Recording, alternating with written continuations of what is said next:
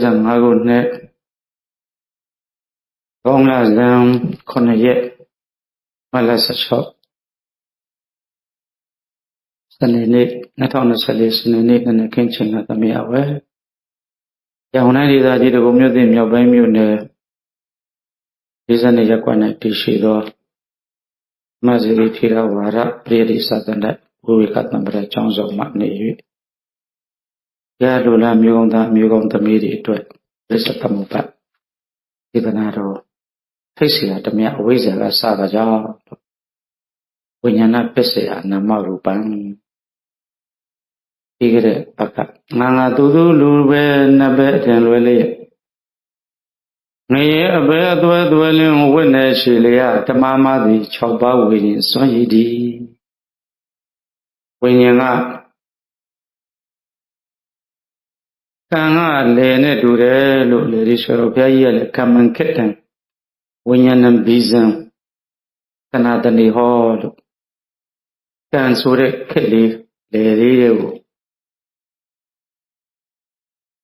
winyan sore biza music li the tana sore yi li laung pi lai to yongnan ni paw la ara ko be nga ara ko be du ara ko be lu Over na Pologa guns or a killy lady when you saw a usually chaviro, and I'm really long at a penny power, chiwa. Arave Luji, Nachi, Piamaji, look to Lutonava. I would lady show Viajiga Nanga do Luven a bit 10 loenida. Luzurago Meshu. Nasurago Meshu, Pashile Yunet, Taga, Ria Tide, a mean. Ria Tide, a mean. So,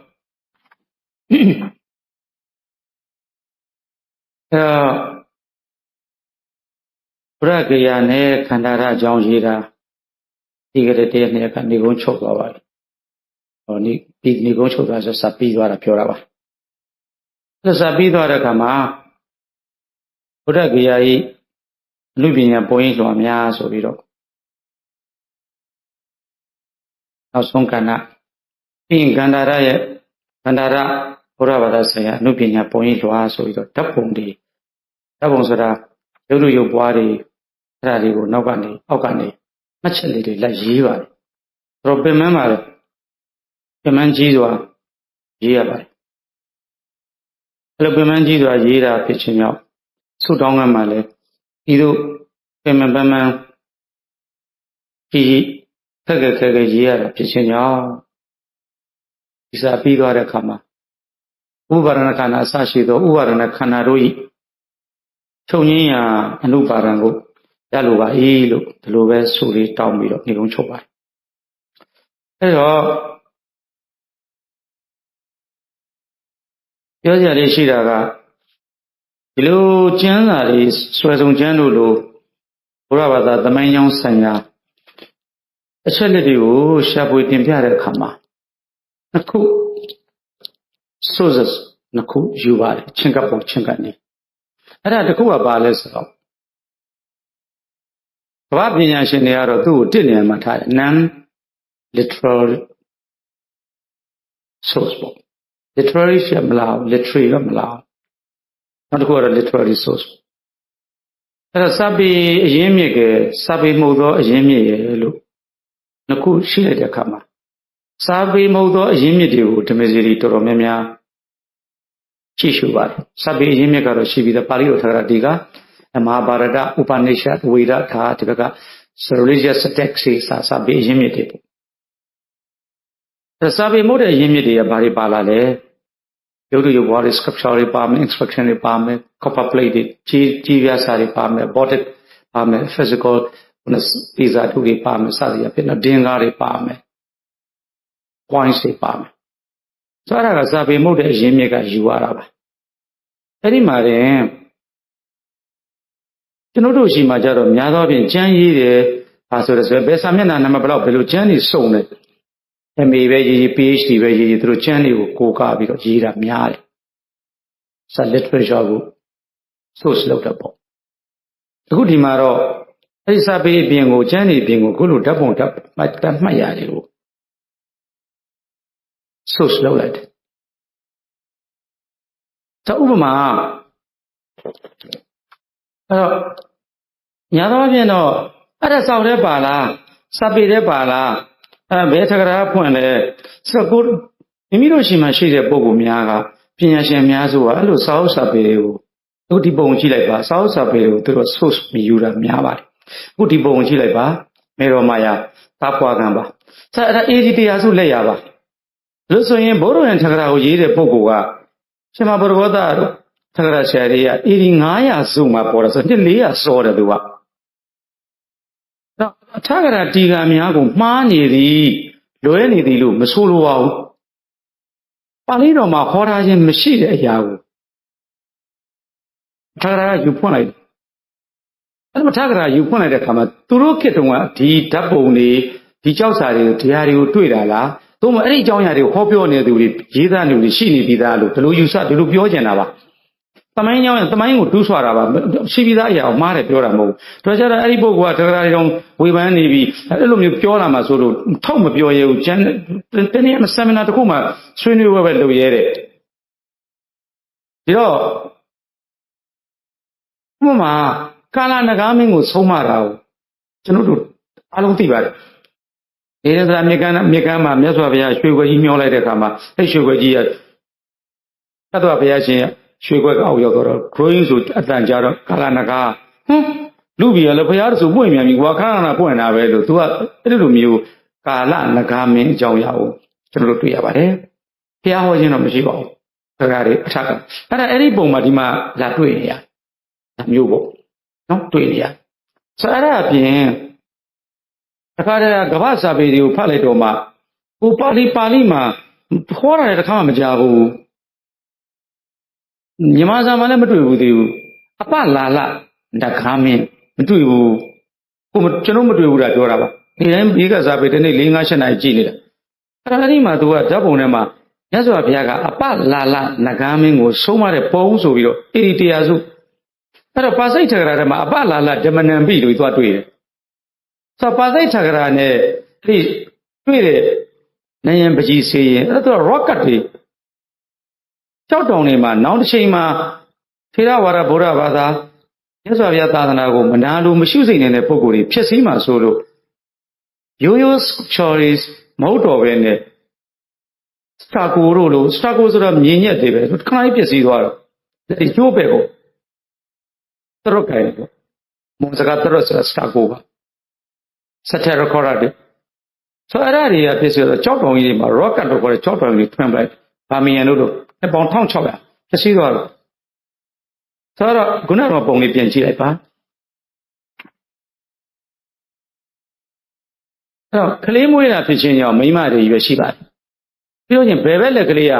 မိမတယောက်ကိုဖက်လိုက်ပြီးတော့ညာဘက်လက်ကမေတော်မာယာကအင်းညီမလေးကိုကန်ကြတယ်အဲ့ဒီပုံကိုကြည့်ပြီးဒက္ခိနေနာလက်ရလက်ဖြင့်ဒက္ခိနေနာဟထေနာလက်ရလက်ဖြင့်လို့ဒီလိုပါဠိထွက်လာတော့တာပြီးတော့မှအခြားမိမတွေမှာလို့ဆက်လွယ်မတွေ့ဘူးခေါင်းမှမတွေ့တော့ဒီဘက်ကခလေးလေးကိုခံနေတာဒီမိတွေတော့ဂေါရမီဖြစ်ရမယ်ဂေါရမီတော့ရွှေမန်းတင်မ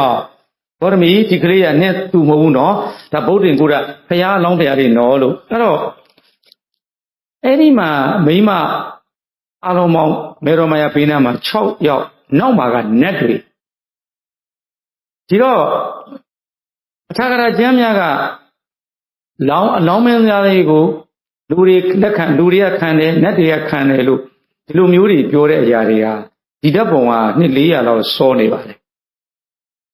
ဟုတ်ပြီနော်ဒါကစာပေမဟုတ်တော့ rocket တွေကရှာလိုက်တဲ့ကန္တာရဆို BC 180လောက်တည်းကဒီ Greco-Bactrian kings တွေ Demetrius တို့ဆိုတော့ BC 328လောက်မှာ Alexander the Great ကတည်သွားပြီတည်သွားတော့သူ့ဆက်လက်ခံတဲ့ Hellenist time ဆိုတာခုနအဲ့ဒါပါပဲစပင်လေးတွေကောက်ကလေးတွေ Greek style တွေပေါ့ကြည့်လိုက်တဲ့အခါမှာအိန္ဒိယရဲ့စာရင် Greek style တွေများတယ်စကားတော့ Greco Buddhist ဖြစ်သွားတယ်နော်ဒါလေးတွေအဲ့တော့အခုပြောချင်တာကတော့အဲ့ဒီလူပညာကဏ္ဍတဲ့ဒီဒါလေးကိုကြည့်လိုက်ပါ ဆရာတော်ရေးထားပါတယ်ဒီမေစီတွေကကြည့်အဲ့လိုကြောက်တောင်ကြီးတွေမှာထွန်းထုတ်ထားတဲ့ rocket လို့ခေါ်ပါတယ်ဒါကိုတော့မှဒီနေ့တာလီဘန်တွေသူတို့တွေဖျက်ဆီးလိုက်တဲ့အခါမှာမြင်ရတဲ့အတိုင်းပဲလက်တွေပြက်ခြေတွေပြက်ဘလို့မှဖျက်ဆီးလို့မရအောင်ကြောက်တောင်ထဲမှာထွန်းထုတ်ထားတဲ့အရာအဲ့ဒါမှဆရာတော်စာလေးရေးထားတယ်အဲ့တော့အနုပညာပုံရိပ်လို့ခန္ဓာရဗုဒ္ဓအနုပညာရပြီခန္ဓာရဗုဒ္ဓအနုပညာဆိုင်ရာပုံရိပ်လွားဆိုတာမှာရေးထားပါဤသို့ဤနဲ့ရည်ရွယ်ချက်ကြီးမားစွာဖြင့်ကြောက်တောင်၌ထွန်းထူခဲ့ပါတော့လေအနိစ္စသဘောကိုမလွန်ဆန်နိုင်ခဲ့ပါလို့အခြားဘာသာကိုမပြောကြလို့ရေးတော့ရေးထည့်ထားပါတယ်ဘာလို့ရေးထည့်ထားလဲဆိုတော့နာလန်ဒါယူနီဗာစီဘာလို့ဒီမိုဟာမက်တို့သူတို့ဖြည့်ဆည်းတာတွေတွေ့တယ်ဘာလို့ဖြည့်ဆည်းရတယ်လဲဝိုင်းရှာလိုက်တဲ့အခါမှာအဲ့ဒီမှာမူလသူတို့ကျမ်းစာတွေရဲ့အရာကိုငါလားရှင်မြတ်မှာတပါမြည်သူတူးတယောက်များမကိုးကွယ်ရရုပ်တုရုပ်ပွားကိုးရသမျှနှိပ်ကိုရမယ်စသည်အပြင်အဲ့ဒီစာသားတွေကိုယုံကြည်လိုက်တဲ့ဒီဘယင်တွေဟာနလန်နာ University တွေ Aurangabad Aurangabad အဲ့ဒါတက်သွားကြည့်တယ်တိန်းတော့ဘုန်းကြီးတွေမေးတယ်ရွတ်ဆန်းခုနကိုရံကျမ်းတွေရတယ်သူတို့မရွတ်တတ်ဘူးဘုန်းကြီးတွေသူတို့သင်တာဗုဒ္ဓဘာသာစာပေသင်နေတာလေမရွတ်တတ်သတ်ခေါ်ဆိုဓာတ်ခုတ်ချပြဲဒီစာကြည့်တယ်သွားလိုက်တယ်တို့ဘာသာသင်တာဘာရှိလဲတကြမ်းမှမရှိအဲ့စာကိုမိရှို့လိုက်အဲ့လိုတွေဖြည့်ဆည်းခဲ့ပါတယ်ဒီဖြည့်ဆည်းခဲ့တဲ့အရာများကိုပုရုဇဉ်အကျဉ်းသားလို့နှလုံးသားအရိုင်းနဲ့ပြန်မတုတ်ပြန်ပဲနဲ့အောက်မှာရေးတဲ့စာကိုဖတ်ရပါလိမ့်မယ်မင်းကုန်းဆရာတော်ဘုရားရဲ့စာကိုပို့ကလိုက်ပါတယ်ဒီလိုမျိုးအနိစ္စသဘောတွေရှိခဲ့တာဖြစ်ခြင်းကြောင့်ကျွန်ုပ်ကရေးပါဤဗုဒ္ဓဂယာခုနကန္နာရအနုပညာများသည်လေအနတ္တသဘောသင်္ခါတနယ်ထဲမှာရှိတာဖြစ်ကြောင့်နိဗ္ဗာန်မှာတပါခိုင်မြဲခြင်းမရှိတာဖြစ်ခြင်းကြောင့်ပျက်စီးယိုယွင်းရတဲ့သဘောပရိစ္ဆေသမုပ္ပါသဘောကိုသိဆင်းရပါတယ်ဒါကိုပဲဆရာတော်ဘုရားကြီးရဲ့ငင်္ဂွန်တိပိကဒရဓမ္မဗန္ဓာဂါရိကဖြစ်တော်မူသောဆရာတော်ဘုရားကြီးရဲ့မဟာဗုဒ္ဓဝင်ပရမတော်ရဲ့ဒုတိယပိုင်းစာမျက်နှာ300ကိုကိုးကား၍ဘုရားဒီပင်္ဂရာဘုရားတဆူအထုပ္ပတ္တိပြီးသွားဗုဒ္ဓဝင်ပြီးသွားတိုင်းဘုရားတိုင်းပြီးသွားရင်ဆရာတော်ဘုရားကြီးကအခုလိုရေးပါတယ်ဒီပင်္ဂရာမြတ်စွာဘုရားရှင်ဤတကူတော်သည်၎င်းထိုဘုရားရှင်တပိသာဝကယဟန္တာ၄သိန်းအစရှိသောအချမ်းရံပေါင်းသည်၎င်းထိုဘုရားရှင်ခြေတော်အစုံ၌ပါရှိသောဆက်လက်ခဏ108ခွက်တို့သည်၎င်းဤလုံးစုံသည်ချုပ်ဆုံးကွယ်ပြောက်သွားလေပြီခတ်သိမ်းသောသင်္ခါရတရားတို့သည်မြဲခိုင်သောအနှစ်မမီအချင်းဤသာဖြစ်ကုန်စွာတကားအလုံးနှစ်သက်တဲ့စကားဘုရားအဲ့ဒါဇောတိဒဝနသတ္တမံသန္နာရသောမာဇနံဇလိတ်တော်အဂိခန္ဓောဝနေဗုတောသောတတဝကောသာသဣတိသောဇာယတောတာဏိစပါရေတုသက္ကယရဏာနိသာသဣတိသောဇာယတောတာဏိစပါရေတုသက္ကရတနာနိသဗ္ဗံတမန္တရရိတံသမန္တရိတံနနုရိတာသဗ္ဗသင်္ခါရအဲ့ဒီဟာလေးသူမြတ်စွာဘုရားရှင်သည်တပိသာဝကအပေါင်းတွေကိုသတ္တမသူတော်ကောင်းတရားကိုညွှန်ပြပြီးတော့မိဘုံကြီးများငြိမ့်သွားသလို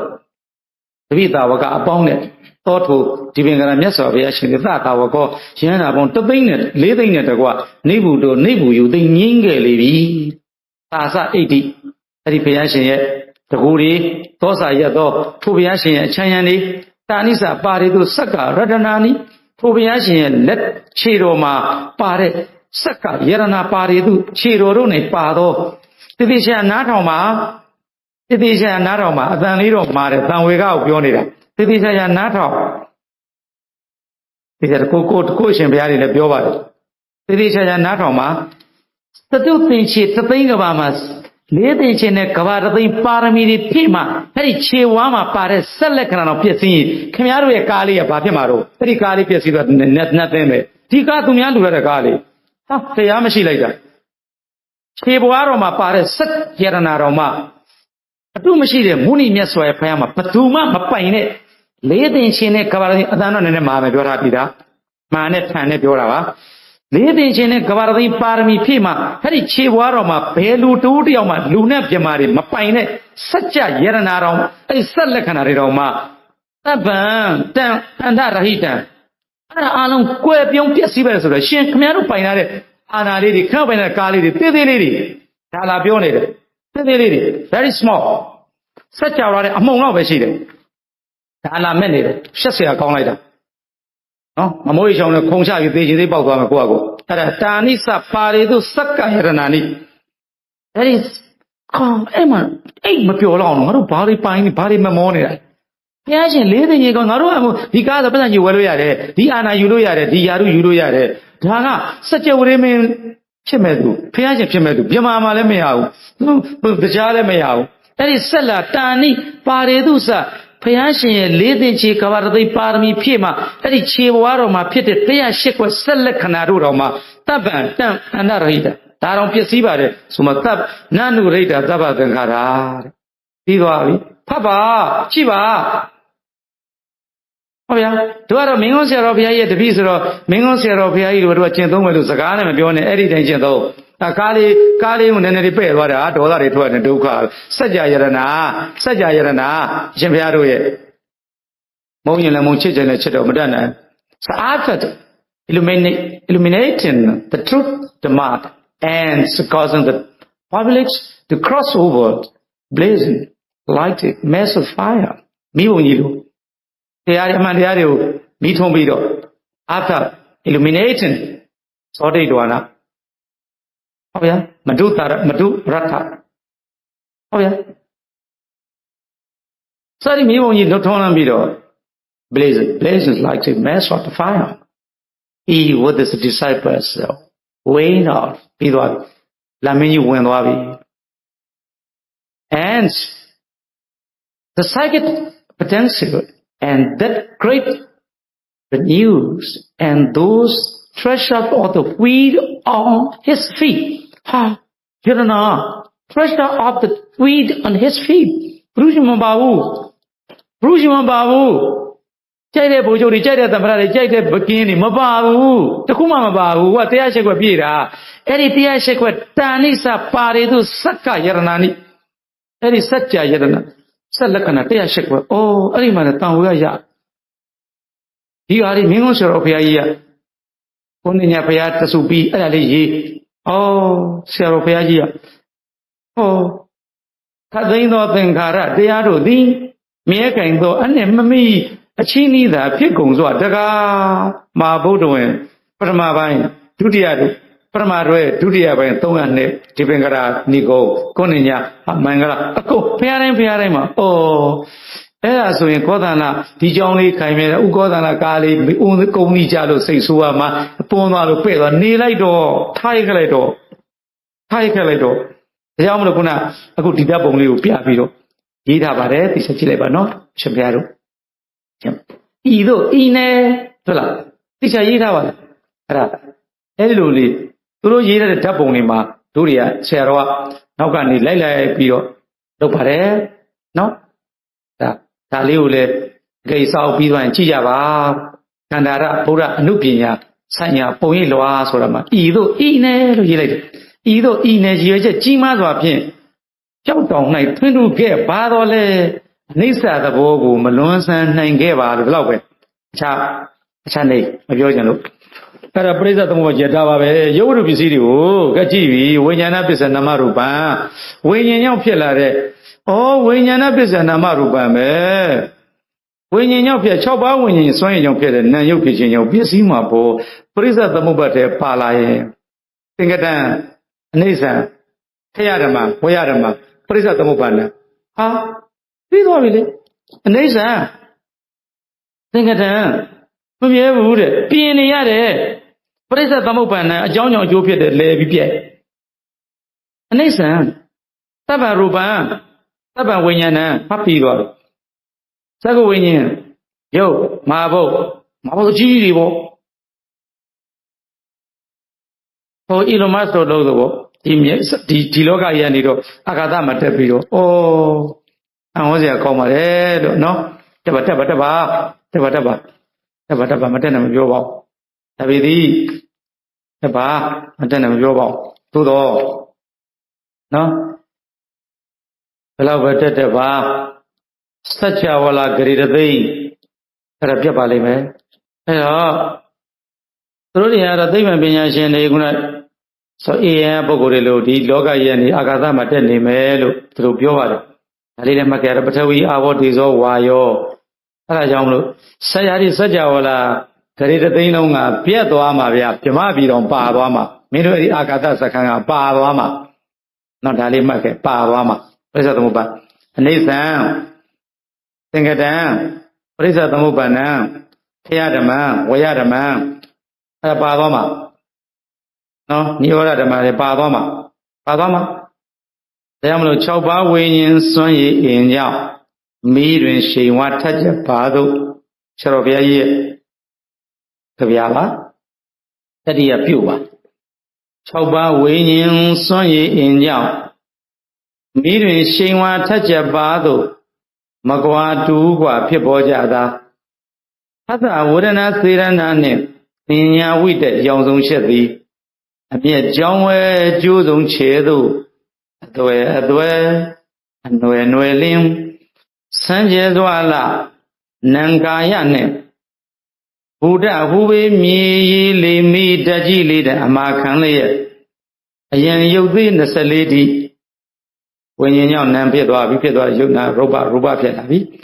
ပေါင်းထွေးညီမြအထာဝိသယုတ်ကာယဟုနာမရူပဓမ္မအပြဤနှစ်ပါးသည်ဤနှစ်ပါးသည်သင်္ရှားဆုံးသွားပေါ်တုံလာ၍နာနာကာယအနန္တလင်ရူပယုတ်ဟံသန္နံအမူဇတ်မတူသည်လူအယက်ယက်နတ်တွေရီမျိုးကုန်းမျိုးကောင်းဆိုယုတ်ညအကန့်ကန့်လင်းချတန်ပေါ်ရသောကျွဲသည်နသွေနံရုပ်စွန့်ရည်သည်လို့ဒီဆိုဘုရားကြီးက6ပါးဝိညာဉ်စွန့်ရည်အင်ကြောင့်မိတွင်ရှိန်ဝါညမောင်နေတဲ့အခါမှာတိုက်ခန်းထဲမှာမီးလေးထွန်းလိုက်တဲ့ဒီပြိုင်နဲ့တိုက်ခန်းကြီးအလုံးလင်းသွားတယ်အယောင်လင်းတွေဖြစ်ပေါ်လာတယ်အဲ့ဒီမီးရဲ့အနီးမှာရှိတဲ့အပူရှိန်ကလည်းဖြစ်ပေါ်လာတယ်နှစ်ခုမှမီးထွန်းလိုက်ရင်မီးနားမှာရှိတဲ့အလင်းရဲ့အပူရှိန် heat and light ဒီလိုက် physics မှာဒါပဲ heat and light စကူရမီးဆိုတဲ့ဒီဆိုတဲ့ fire အဲ့ဒီ fire မီးရပါရှိတယ်အပူမီးဒီအပူငွေ့ကိုလည်းအပူဓာတ်လေးကိုလည်းပေးတယ်အလင်းကိုလည်းပေးတယ်အတုတိဘုရားအခုဆိုမီးထွန်းလာဆိုအဲ့ဒီမီးတွေနဲ့ပူနေတယ်ဟဲ့မီးတွေခဏပိစမှာအမေဆိုတော်တယ်လားဆိုရင်သူအလှူတွေကပါလေပြန်လာပြီဆိုမီးတွေခဏပိစအရင်ခွဲစားအဲ့ဒီမီးတွေကပူလိုက်တာမီးအပူကနည်းနည်းလူကြီးဆိုသိဒါဖြင့်မီးရင်ရှိန်ဝါထက်ချက်ပါတယ်ဆိုတော့အမောင်ထဲမှာမီးထွန်းလိုက်တယ်လင်းပါတယ် light အပူငွေ့ဖြစ်တဲ့ heat and light physics သင်မယ်လို့သိပါလိမ့်မယ်အဲ့လို့ဆိုရင်ဗရဏမီးသည်ဝိညာဉ်ဟောဗရဏဖတ်ကုန်မီးပူလိုက်တာမီးသည်ဝိညာဉ်နဲ့တူတယ်ဆရာတော်ဘုရားရဲ့လင်္ကာက6ပါးဝိညာဉ်စွန့်ရည်အင်ကြောင့်မီးတွင်ရှိန်ဝါထက်ချက်ပါသို့ဟောဝင်တော့မကဲမီးလေးပူလိုက်ရင်မီးကဝိညာဉ်နဲ့တူတယ်အရှိန်အယောင်တွေအဲ့ဒီမီးမှာရှိတဲ့ light လေးတွေအဲ့ဒါတွေကဖတ်တာဝေဒနာဆိုတဲ့နာမခါရတွေပဲဒီဖတ်တာဝေဒနာပေါ်လာရင်သူတို့နဲ့ပေါ်လာရင်အဲ့ဒီဖတ်တာနဲ့စေတနာနဲ့ဝေဒနာနဲ့ရှင်းတဲ့ရုပ်တွေလည်းအတူတူအဲ့နံတစ်ခုဖြစ်ရင်အဲ့နံနဲ့ပြက်တာလည်းအတူတူပြက်သွားတယ်ဝိညာဉ်နံတွေဖြစ်လာလို့ရှိရင်ပြက်လို့လည်းအတူတူပြက်သွားတယ်ပြီးသွားပြီဖတ်ဆိုအလင်းလေးပေါ်လိုက်တယ်အချိန်လေးပေါ်လိုက်တယ်မိတော့ဆိုတဲ့ဝိညာဉ်လေးအဲ့ဒီဝိညာဉ်လေးပေါ်လိုက်တယ်နဲ့အဲ့အလင်းလေးနဲ့ hit and light ကပေါ်တာသူတို့ပြက်သွားတယ်မိကလို့ပြေးလိုက်သူတို့လည်းအကုန်ပျောက်သွားโอเคနော်ဒါပြင်မိကလို့ပြေးလိုက်တော့လေပူတဲ့မီးငင်းလိုက်တော့လေအပူငွေလေးချင်နေတယ်စိတ်ဝိညာဉ်လေးချုပ်သွားတယ်အဲ့ဒီစေတသိက်ရဲ့တတ္တိတွေသူများကိုပြောခြင်းဆိုခြင်းမနာလို့အိတ်သားမစ္စရိယဒေါသလေးအရှိန်လေးတွေချင်ဟဲ့ဟိုဒီမှာကျောင်းမှာဥကြည်ဝင်းကြီးကမီးရှို့လို့ရှိရင်သူမိမဟဲ့မီးတွေညိအရှိန်ရေနဲ့အကုန်ညိအငွေလေးပူလေးချင်တယ်အဲ့ဒီမီးတော့ဆိုတဲ့ဝိညာဉ်ချုပ်သွားတော့သူစေတသိက်လေးလည်းချုပ်သွားတယ်ဒါပေမဲ့အဲ့ဒီစေတသိက်ရဲ့အရှိန်ကမင်းတို့အကျိုးပေးလိမ့်မယ်အဲ့ဒါပြောတာကျိုးပေးလိမ့်မယ်ဒါမယ်နော်မီးတွင်ရှိန်ဝါထက်ချက်ပါသိသွားပြီထက်ချက်ပါတို့မကွာတူกว่าဖြစ်ပေါ်ကြတာအတူတူဖြစ်သူချုပ်ဖတ်တာဝေဒနာစေရနာနှင့်ပညာဝိတ္တရောင်ဆုံးရှက်သည်ဟောဖတ်တာအယုံလို့တွေ့တယ်ဝေဒနာခံစားတယ် ဒီစေတနာတိုက်တွန်းမယ်ပညာမှတ်သားတယ်ဝိတက်ကျန်စီတယ်ဟောဒါပဲဒါဘိဓမ္မာသဘောတွေနဲ့သွားနေပဲဖတ်တာအာယုံတွေ့ပြီးလို့ရင်ခံစားပြီးတော့တိုက်တွန်းပြီးတော့မှတ်သားပြီးတော့ကျန်စီဒါလေးတွေအဲ့နဲ့တရားစုတွေမကွာတူကွာဖြစ်ပေါ်ကြတာပြီးသွားပြီဖတ်တာဝေဒနာစေတနာနဲ့သင်ညာဝိတက်ရောင်စုံရှက်သည်အမျက်ကြောင်းဝဲကျိုးစုံခြေသို့ဟောရောင်စုံရှက်လာတယ်အဲ့ဒီရောင်စုံရှက်လာတယ်ဟောဝိရဇတ်မှာဝိရဇတ်တော်မှာပုံနကဘလူးမင်းယူခဲ့တဲ့ကြောင်မြေရွဲမှာအနီတွေအဝါတွေအမကျိုးလေးတွေထိုးတောင်းဗရမ ्या မှာကျိုးလေးတွေပါတယ်ဆိုအဲ့ဒီမြက်ကြောင်မှာယရနာမှာမြက်ကြောင်မြေရွဲဆိုတဲ့ယရနာကြီးကဝိညာဏဓာတ်အဲ့ဒီကြောင်မြေရွဲယရနာမှာအတွင်းတစ်ခွင်လုံးမှာအယောင်လေးတွေအမျိုးစုံရှိတယ်ဝိညာဉ်တွင်းမှာအဲ့ဒါဖတ်တာဝရဏစေတနာတွေဟောအယောင်လေးတွေစုလက်ကြောင်မြေရနာဘုဒ္ဓဟူပေမြေရည်လေးမိဓာတ်ကြီးလေးနဲ့အမာခံလဲအယံရုပ်သေး24ဒီဟောပထဝီအာဘောတေဇောဝါယောရုပ်ကြီးရဲ့၄ပါးသူ့ကိုအမာရပြုတော့မဟာဗုဒ္ဓဉာဏ်နဲ့ရုပ်က24ရုပ်ဆက်အထဝိဒရုပ်ခါယဟုအဲ့ဒီမှာလာပြီဘုဒ္ဓဟူပေမှီလိုက်တယ်ဟာပြီမှီလိုက်ပြီကျွင်းတဲ့ရုပ်လေးတွေမှီလိုက်ဒီမှာရင်တို့ကပရိသန္တိဝိညာဏပစ္စယနာမရူပံတရေကောင်းတယ်တချို့ကလေးတရေကောင်းတယ်တထေးမှာအိမ်မှာသွားမွေးတယ်နော်မိဘကောင်းသွားတွေ့နော်တရေကောင်းတယ်ဘယ်လိုခေါ်တယ်တရေကောင်းတယ်တဲ့ကလေးကိုတရေကောင်းတယ်ဒါကြောင့်မလို့ဆရာကောင်းသမားကောင်းနဲ့တွေ့ရတယ်အတိတ်ကံကောင်းတယ်ရှေ့ကကောင်းလို့ခုကောင်းတယ်ခုကောင်းနောင်ကောင်းပါလိမ့်မယ်ဒါတို့သိချနေဘူးဗျာနော်အဲ့တော့ပုရိမမေဝဆိုတော့မိဘတွေကောင်းတဲ့မိဘမှာသွားတယ်ကလျာဏမိတ်တာမိကောင်းဆွေကောင်းရမယ်အရှိဆရာသမားကောင်းနဲ့တွေ့မယ်ဒီဟာတွေကဒါကြောင့်မလို့အတိတ်ကကံကောင်းတဲ့အခါမှာဆရာကောင်းမိဘကောင်းနဲ့တွေ့တယ်ဒီမိကောင်းဆွေကောင်းနဲ့တွေ့တယ်လောကိုင်းတွေအကောင်းကနေကြုံရတယ်အတိတ်ကကံမကောင်းတဲ့ပြင်ဆရာမိဘမကောင်းဘူးမကောင်းတဲ့မိကောင်းဆွေကောင်းနဲ့လည်းမတွေ့ဘူးကလျာဏမိတ်တာလည်းမရအစရိယလည်းအတတ်သင်ပေးတာမရှိတော့ညံ့တဲ့အကျိုးပြီးတော့မှားတဲ့အကျိုးတွေဖြစ်တတ်တယ်လို့ကထာဝတ္ထုထပ်ဆိုပါတယ်အဲ့တော့တနေ့သားကာလမှာဘုန်းတော်ကြီးကြောင့်တကြောင်မှာအလူတိုင်းကြီးကကြီးမှလို့ဘုန်းကြီးကကစီးနေတယ်တို့ဒါအညာမတို့စာမန္တလေးမှာစာတက်တော့ကစီးနေတယ်ကစီးတော့ဘုန်းကြီးကသူ့အလူတိုင်းကြီးကကောင်းတော့တရောင်းသားတယောက်ကရောက်လာမန္တလေးမှာစာတက်ရင်ဆရာသမားတွေပြောလိုက်သရဏတရားရောက်လာတော့လာတော့ဟဲ့သရောင်းစားတယ်ဒီလောက်အလှူဒန်းလုံးနဲ့လောက်ကရှုပ်တယ်တွားတယ်ဘုန်းကြီးကမောင်းထုတ်ဘုန်းကြီးကအဲ့ရှင်မရဲ့နည်းနည်းပါးပါးပေးလိုက်ပါလားရှုပ်တယ်တက်ပြီမရှိဘဲနဲ့ငါ့ရဲ့မွေးနေ့မင်္ဂလာကြီးမှာအဲ့နဲ့ဟိုသရောင်းစားကွေးနေအောင်ကရပါတယ်တဲ့ရှေ့ကကောင်းလို့အခုကောင်းတယ်ခုကောင်းနောင်ကောင်းပါလိမ့်မယ်ရှေ့ကဆိုလို့ခုဆိုတယ်ခုဆိုနောင်ဆိုပါလိမ့်ဟဲ့တော့ပြန်လာအောင်လေဒီဘုန်းကြီးရှေ့အကန်တွေကောင်းလို့သူတို့ဒကာဒကမကောင်းနဲ့တွေ့နေတာလေကိုသူကမောင်းထွက်တယ်ပြင်ရောက်ပြန်လာမင်းလင်ကကောင်းတယ်ဆိုပြီးသူ့ကောင်းမို့စားတော့တွေချွေးလိုက်တယ်တဲ့ရှေ့ကကောင်းလို့ခုကောင်းတယ်တခုတည်းပြောရတာရှေ့ကကောင်းလို့ခုကောင်းတယ်ခုကောင်းနောင်ကောင်းပါလိမ့်မယ်ရှေ့ကဆိုလို့ခုဆိုတယ်ခုဆိုနောင်ဆိုပါလိမ့်မယ်ပြီးသွားရှေ့ကကောင်းတဲ့ဟောင်းစားဖြစ်သွားမယ်ခံနေကောင်းနေတော့သရောင်းစားမောင်းထွက်တယ်လို့ပြန်လာငါတို့မင်းဆိုရလေအဲ့ဒါလေးခဏပြောလို့လှူလိုက်တယ်ဒါဟုတ်ပဲပုရိမကမ္မမေဝပရဝုထကရာတို့ဆိုပါတယ်ရှေ့ကံကဗရဏကျသွားဟုတ်ပြီနော်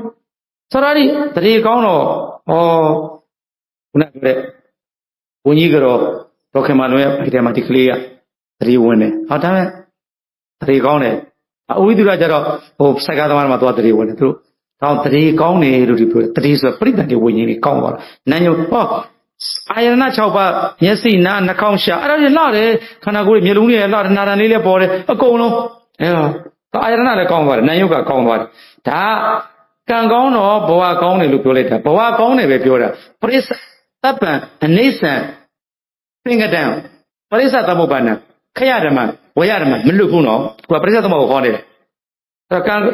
ဆရာကောင်းတွေ့မယ်မိဘကောင်းတွေ့မယ်ကလျာဏမိတ်တာကောင်းတွေ့မယ်အထက်ပညာကောင်းမယ်ယာရုတွေကြီးမယ်သူအဲ့ဒီဘက် လောကီအနေနဲ့ပြောတာပရိစ္ဆေသမုပ္ပါဒ်ရဲ့အနုလောမဆက်ဝင်ထဲမှာသူကောင်းနေတယ်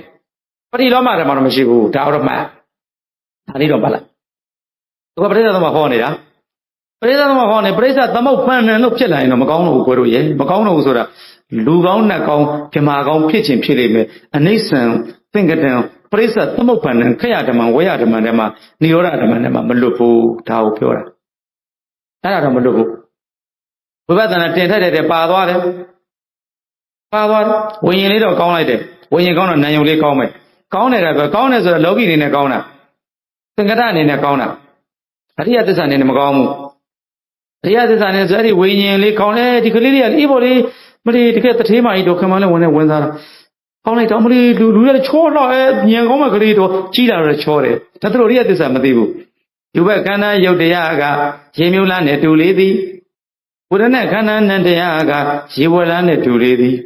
တင်ညက်ခန္ဓာနန္တရားကတန်လျက်လားနဲ့တန်လျက်လေးတို့ပဲသင်္ခါရခန္ဓာနန္တရားကမပြောတော့လားနဲ့တူလေးသည်ဝိညာဉ်နဲ့ခန္ဓာနန္တရားကမျက်လက်သမားနဲ့တူလေးမျက်လက်လေးဥပါဒနာခန္ဓာမျက်လက်လေးနဲ့သားသူမျက်လက်သည်မခိုင်မြဲလို့ဆိုင်ခဲပြရသည်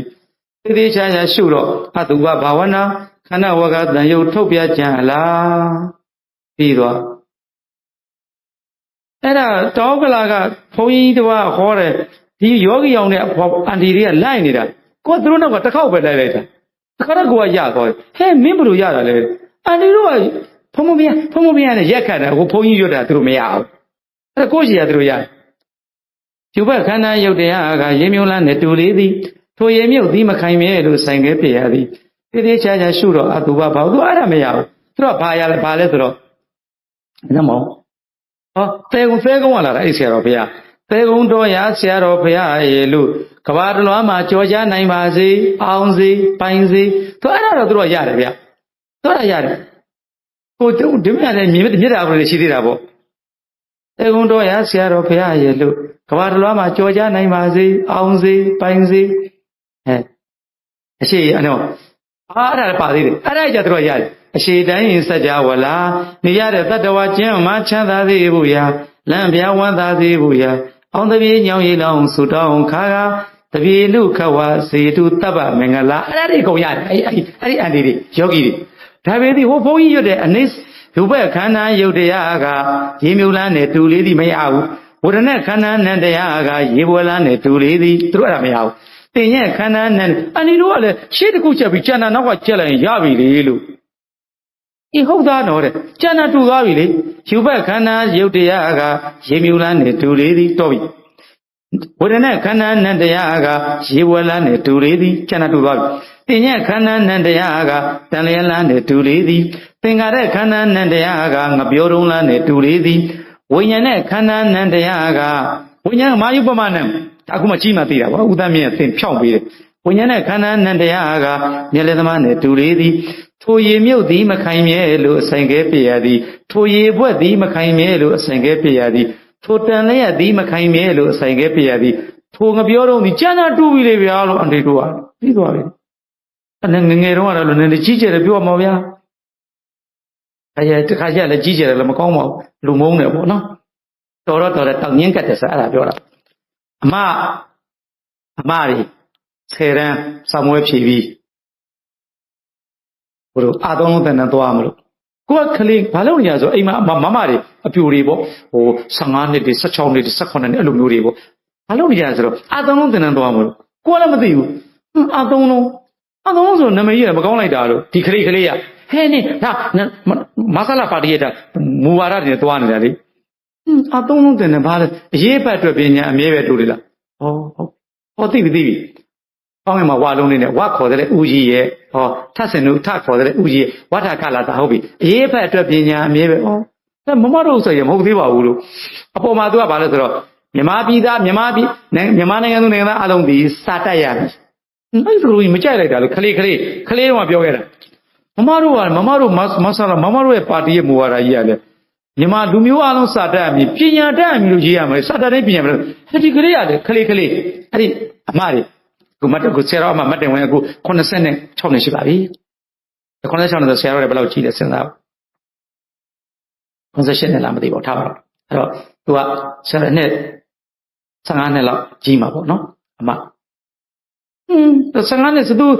တို့တက္ကသိုလ်ကျောင်းသူတွေသူတို့သွားမဲ့အချိန်မှာကျွန်တော်ကလေးပေါ်တာမှန်ကြည့်ရတာသူတို့16 17ဆိုကျွန်တော်မွေးက2နှစ်3နှစ်သားလေးပဲရှိဦးမှာကျွန်တော်ဒါတက်တွေးရရင်အခုမှပြန်ကြည့်တော့ငါ3နှစ်ပဲရှိသေးတာပဲလို့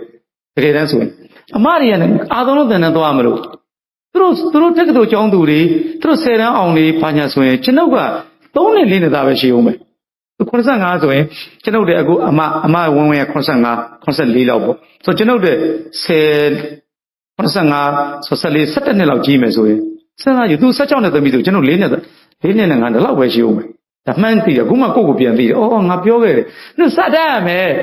လူတိုင်းစတတ်ရမယ်လူတိုင်းပညာတတ်ရမယ်ရေးရမှာစာလေးဖတ်တယ်ုံနဲ့ဘယ်လိုရမလို့အဲ့ဒါမျိုးပြောခဲ့ပြီးတယ်ဟုတ်အခုလည်းအဲ့လိုကလေးလေးပေါ့အန်တီတို့ကလည်းပြောလို့အရှိတိုင်းစက်ကြဒါလည်းတခုပြောနေရအဲ့ဒါသူချက်တယ်အနောက်တိုင်းတခုရရပြီပေါ့လို့အနောက်တိုင်းစက်ကြတာတူပြီလေအရှိတိုင်းစက်ကြပါလားအနောက်တိုင်းအဲ့ဒါချက်တယ်တောင်ပိုင်းစက်ကြပါလားမြောက်ပိုင်းစက်နေကြတယ်တတဝါကျန်တာမချက်နဲ့တော့ဒီလိုပြောတယ်ဒီဟုတ်သားပဲနော်တဲ့အန်တီကြီးကျုပ်လည်းခုရှိသေးတယ်ခုကျုပ်လည်းမရှိတော့ဘူးအဲ့ဒါကုတ္တတွေရခဲ့တယ်ဗျာဝိညာဉ်နဲ့ခန္ဓာနန္တရားကမျက်လေသမားနေတူလေးသည်ထိုမျက်လေသည်မခိုင်မြဲလို့အဆိုင်ခဲပြည့်ရသည်သေသေးချာချာရှုတော့အတုဝဘာဝနာအနိစ္စဘာဝနာခန္ဓာဝကတန်ယုတ်ထုတ်ပြခြင်းအလားပြီဟာဝိညာဉ်အဲ့ဒီဝိညာဉ်လေးကဝိညာဉ်ဥပါဒณะခန္ဓာဖြစ်ပြောင်းသွားလိုက်အဲ့ဒီကောင်လေးကငါတို့မျက်လေပဲလှည့်သားနေတာဒါလေးကမာစီရီလေးဒါလေးကမင်းသမီးလေးဒါလေးကအပြူလေးဒါလေးကအိုလေးဒါမမဒါဝဝဒါပိမ့်ပိမ့်လေးမင်းတို့လှည့်သားနေတာလေဝိညာဉ်ကလှည့်သားလိုက်တာအဲ့ဒါတွေရုပ်ကျိုးတွေရုပ်သေးကျိုးတွေအမျက်ကြောင်ဝဲကျိုးစုံချဲ့သည်အသွဲအနွယ်လေးစမ်းကြယ်စွာလားနံကာယနဲ့တို့စမ်းကြယ်တို့လုပ်လိုက်တယ်ဒါလေဆွတ်တာရေးတာတို့အဲ့ဒါရေးတာကမ္မဆိုတဲ့ပုံညာပြီးသင်္ခါရအပုံညာပြီးသင်္ခါရကံနေကောင်းအောင်လုပ်ခဲ့တယ်အကုသိုလ်တွေအာနိသအဲ့ဒီရှေ့ကံတွေလုပ်ခဲ့တယ်ပုံညာပြီးသင်္ခါရအဲ့လိုတော့အဲ့ဒီလေမြေလေးမှာဝိညာဉ်မျိုးစေ့တွေချလာတဏှာဆိုတဲ့ဘဝတဏှာလေးနဲ့ဟောဗျာဥကောတန်လာဖြစ်လာပြီရုပ်လေးချောတယ်အတန်လေးကောင်းတယ်ဘုံလေးကြီးတယ်ပညာလေးတက်မယ်အရင်ငါအရင်ငါဖြစ်လာပြီငါသူငါကွာငါစတော်တယ်ကွာငါဥရိကောင်းတယ်ကွာငါတန်ကောင်းတယ်ကွာငါသူလူပဲနဲ့ပဲအထင်လွဲတယ်အဲ့ဒီမှာကောသန္လာငါလို့ထင်လို့ငရဲအပဲအသွဲလင်းဟာငါသူရုပ်ချောတာတော့ချောလိမ့်မယ်အတန်ကောင်းတာကောင်းလိမ့်မယ်စာတတ်တာတတ်လိမ့်မယ်စာတတ်ချင်းရုပ်ချောချင်းအတန်ကောင်းချင်းငါ this is the I this is mine လို့လုပ်လိုက်တဲ့အခါမှာအထင်လွဲသွားတဲ့ပပင်စာကအပေငရဲကိုဆွဲချပါတယ်အဲ့ဒါကြောင့်မလို့ကျွန်ုပ်ဒီချမ်းရေးလိုက်တဲ့အခါမှာအဲ့ဒီဥပါဒณะခန္ဓာ9ရပ်ကိုငါပဲသူပဲလို့ပပင်စာတုံတဏ္ဍဒိဋ္ဌိမာနတို့ပင်မဆွဲလန်းရမူ၍အနုပါဒနိဗ္ဗာန်ထိအောင်အထောက်ပံ့ဖြစ်သောဉာဏ်ဖြစ်ပါစေသာလို့ငါမလို့ရေးနေတာကွာငါမလို့ဖတ်နေတာကွာငါတော့မတော်ဘူးလို့အဲ့ဒီမာနဒိဋ္ဌိတဏ္ဍမာနမြောက်ကင်းနိုင်တယ်မြတ်ကင်းအောင်ရေးခဲ့ပါလေအမှန်တရားများကိုတင်ပြတဲ့အခါမှာတော့လက်တံပြောင်းရပါလိမ့်မယ်ဒါကတော့ဒါအမှန်တရားကိုတင်ပြတာဘယ်သူမှမထိခိုက်ဘူးအမှန်တရားကိုတင်ပြတဲ့နေရာမှာတော့လက်တံပြောင်းလိုက်ပါတောင်းတချို့နေရာတွေမှာအခုဒီကျမ်းကိုအလက်ဇန္ဒကန်နရဲ့စာအုပ်ကိုအဓိကထားပြီးရေးပါတယ်သူရေးလိုက်တဲ့နေရာလေးတွေမှာလိုတာမဟုတ်သူခေတ်သူက18ရာစုကရေးတာ18ရာစုကသူရေးလိုက်တဲ့အရာမှာဒီနေ့ပေါ်လာတဲ့အားကိုသူမတွေ့တော့ဘူးသူ18ရာစုကရေးတာ1800ကရေးတာဒါ1800ရာစုကမှလိုအပ်ချက်ဖြစ်လိမ့်မယ်သူ18ရာစုကရေးတာ18ရာစုကရေးခဲ့တာပြီးအခု20ရာစုမှာကျတော့နှစ်ပေါင်း100ကျော်သွားပြီဒါအဲ့ဒီအတွက်ကျွန်တော်ထပ်ပြီးတော့ဖြည့်ဆွက်ချက်များအချို့အရာတိုင်းမိမိကဤချမ်းပြုသူကဖြည့်ဆွက်မွမ်းမံနေတော့အချက်များပါရှိပါသေးလို့ so the Oxford history of the India 18ရာစုကရေးခဲ့တာ18ရာစုရေးခဲ့တာလေသူရေးခဲ့တဲ့ဟောစား18ရာစုကရေးခဲ့တာအခုနဲ့ပြန်ကြည့်တဲ့အခါမှာအချို့အရာလေးရှိပါလိမ့်နော်ခုန spec ရေးခဲ့တယ် spec ရေးခဲ့တော့ Oxford University ကပဲထုတ်လိုက်တယ်ဟုတ်တယ်မှန်တယ်18ရာစုကထုတ်ခဲ့တာအဲ့တော့အဲ့ဒီစာအုပ်ကိုလက်ထဲမှာရှိနေတယ်သူထုတ်တဲ့ခုနှစ်ကိုကြည့်လိုက်တာတော့တော်တော်ကိုစောတယ်ထုတ်တဲ့ခုနှစ်ကြည့်လိုက်တာတော့မှ1900ကနေထုတ်ခဲ့ပါတယ်1938အဲ့လောက်ကနေထုတ်ခဲ့တယ်နော်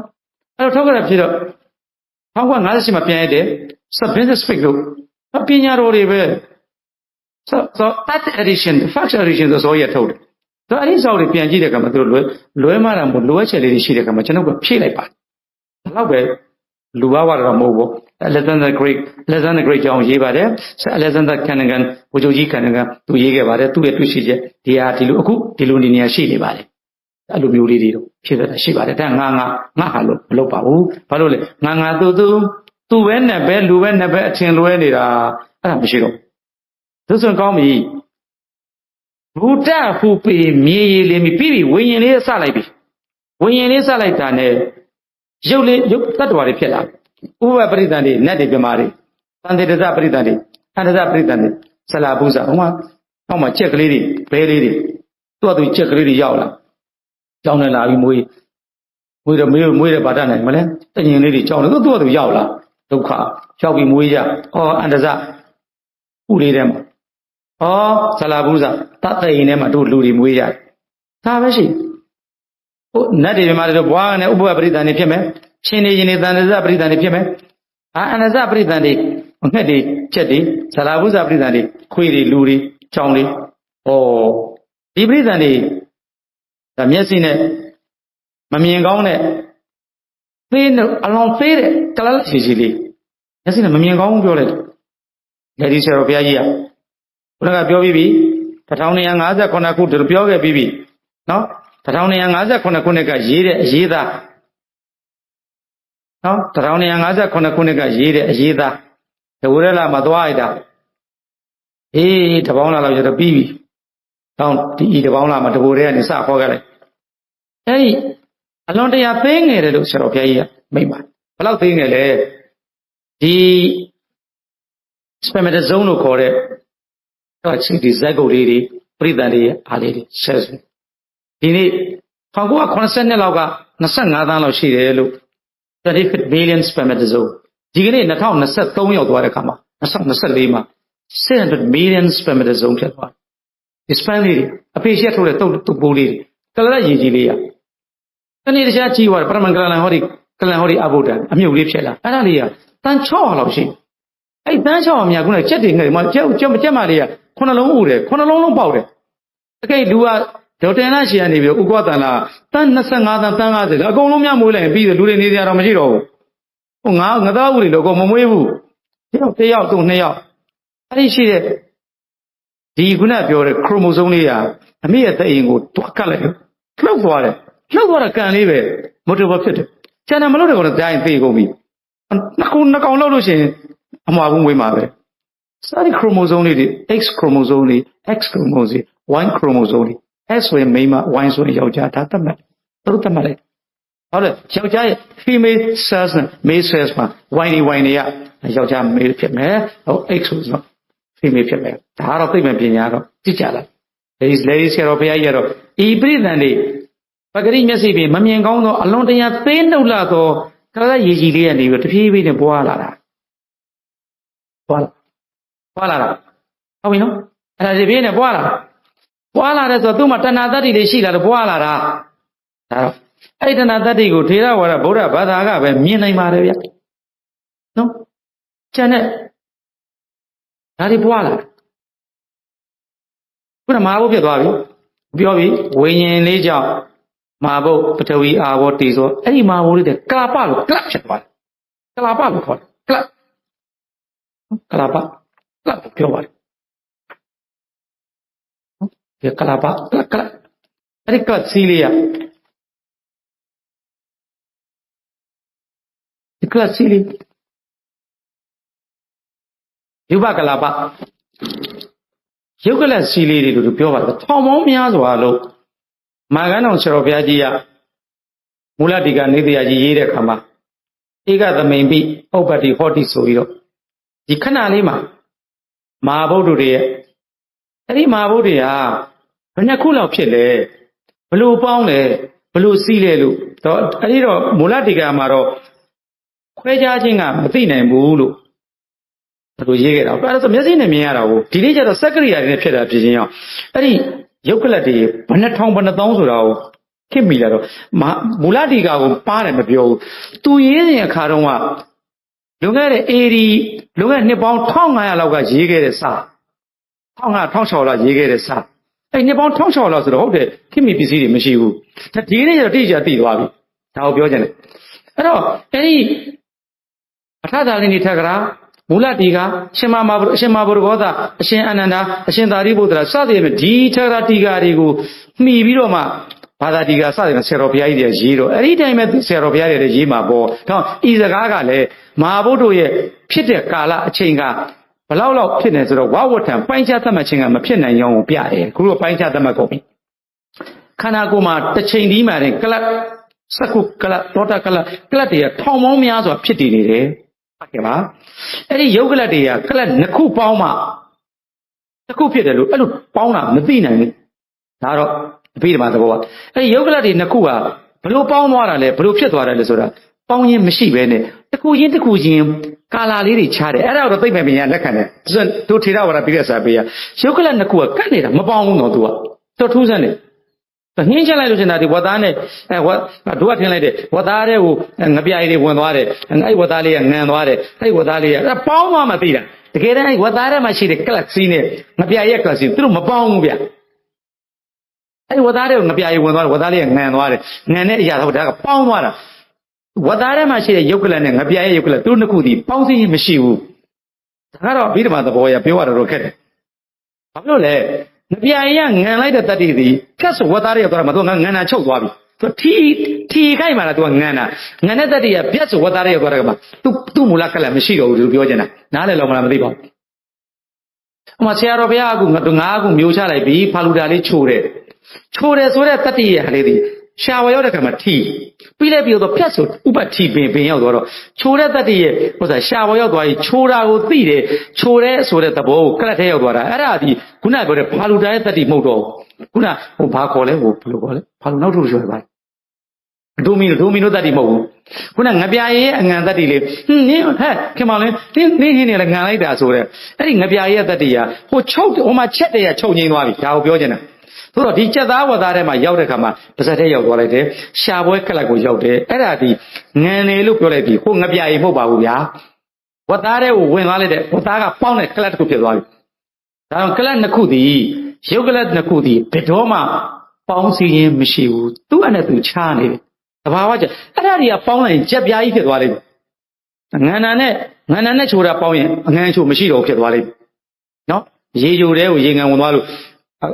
Only a Coloma, Jeju Ying and it, to Titan, when it. Arabo, a bit marry Nana to wear, a bit man Nana or Madame, say Bang Yobain, a Dio Mayau, Mulatiga, Tatalini, Telu Cheni, Chima, Yavalime, who pure the Mulatiga Gani.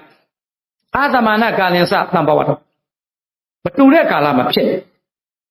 Amana Kalambo. A Yogala do the Tomomia of Pete, a Yogala Nakudi, but a winner our Pony, Pony, Yet Jabi, a Patawine our Mapon, Akata lady Chacha. Uma Leglegile, Poma and Lady Jabi, to Chara Akata, to Lenune. Again, Sarah Pombe lady Giria, Kalagama, Takare, when so one time for Gomali, to Mapon, Pomsha lady Gia, see what you do the Yukana Piene. Salad, Yatamia, again, Yene Mabona to Jabi, a Patawi Yapidomo, our computer to Lumia. Kalataku, tea time at TV, Chakalaku, choked. So, Nabia lady, what are you let come? Nabia yetating, Nanega, what are my shade, 2 years, 4 the boy choked. Piasso adding Nanega, who they will not do let you go, Borek on Nanwao, a Chakalakua, Upatware. Kalanakudi, Pia Miro, Upachin, Shivu, the Kua. ဖြစ်နေရင်ဥပါဒဆိုဖြစ်တာဟဲ့အခုကထီဆိုတာတီးတာဖြစ်နေတယ်တီးနေတယ်ပြက်တယ်အဲ့ဒါလေးသိဖို့လိုတယ်အဲ့ဒါဘယ်အချိန်မှာဘသူကဖြစ်နေတယ်ဘယ်အချိန်မှာဘသူကတီးနေတယ်ဘယ်အချိန်မှာဘလူကပြက်တယ်ဆိုတော့အဲ့ဒီဖြစ်ချိန်ချုပ်ချိန်တီးရင်ကိုသမယလို့ခေါ်တယ်အဲ့ဒီသမယကိုပိုင်းခြားသိဖို့အတွက်လောင်ခက်ခဲတယ်မရဘူးနားလည်ပြီနော်အဲ့လိုဖြစ်နေတဲ့အချိန်တီးနေတဲ့အချိန်ပြက်နေတဲ့အချိန်ကိုသမယလို့ခေါ်တယ်အဲ့ဒီသမယတွေကိုပိုင်းခြားသတ်မှတ်တာကိုဝဝထံလို့ခေါ်တယ်ပါဠိလိုအဲ့ဒါမရဘူးတဲ့စိတ်ကူးယဉ်ကြည့်တာပဲ it is a sort of a fancy way of saying bodily or physical တို့လည်းလို့ရေးတယ်စိတ်ကူးယဉ်ကြည့်ဘလို့ရတယ်ဥပါဒအာယုန်ထဲမှာမှတ်လို့မရဘူး Corporal describes the something that has a physical form so class ဆိုတာဘာလဲဆိုရုပ်တွေဖွဲ့စည်းထားတာCORPORE corporal Kapara. Kapara. See this what? And it describes as something that has a physical form. You're saying a that. It is the opposite of spiritual or emotional. Karaga, Naman saying and a sick queen and a maturo, the Sanjabet, Yopaya. To the Dodole, Tawaima, the Keve, she. That is Kapara. It is in the real world. The Yakka is that. The Loga ide ma take she ni bare. Kid sit they ban